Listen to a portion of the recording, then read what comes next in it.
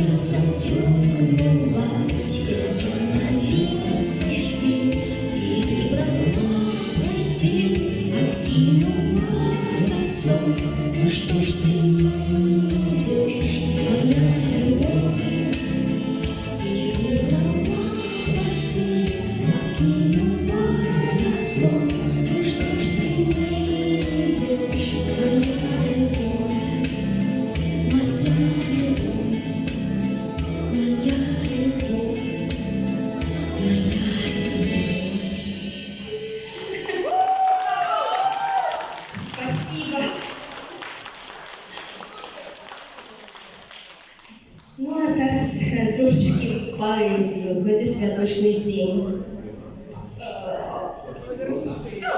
Добре, дякую.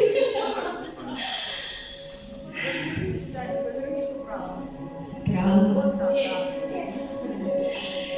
Віршик називається «Міжвольне чародійство».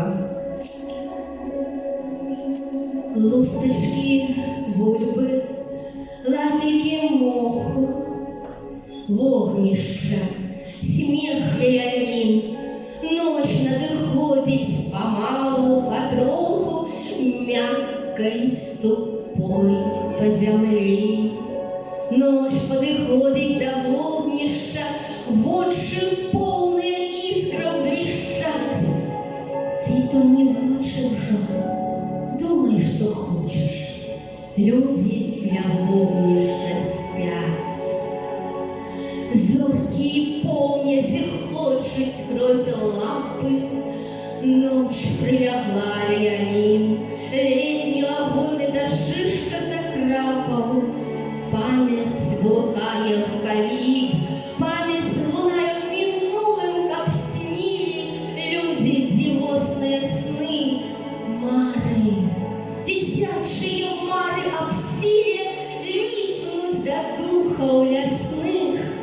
Духи лесные здивляются маром, пильно глядят на людей. Лусточки буль, де кубок узвару, вам сила, надзей. Усім жанчынам у гэты дзень я зычу, каб была ў нас не толькі сила надзеі, але і сила веры, сила любові і самае галоўнае, узаемнае на ўсё жыццё каханне,